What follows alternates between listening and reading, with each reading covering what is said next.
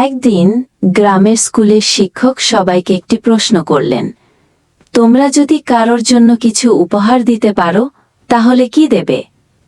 সবাই দামি জিনিসের কথা বলল, মোবাইল, খেলনা, জামা কাপড়। শুধু মিম চুপ করে বসে রইল। শিক্ষক জিজ্ঞেস করলেন, তুমি কিছু বলছো না কেন মিম? মিম ধীরে ধীরে উঠে দাঁড়িয়ে বলল, স্যার, আমার উপহার হবে সময় ও সাহায্য।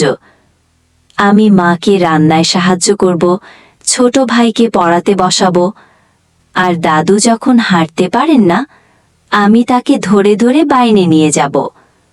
সবাই প্রথমে একটু অবাক হলেও স্যারের মুখে হাসি ফুটল। তিনি বললেন, সবার উপহারই ভালো, কিন্তু মিম আমাদের শিখিয়ে দিল উপহার মানেই শুধু দামি কিছু নয়। ভালোবাসা, সময়, সাহায্য এসবও অনেক বড় উপহার হতে পারে। সেদিনের পর থেকে অনেকেই চেষ্টা করল বাড়িতে ও সমাজে অন্যদের সাহায্য করতে।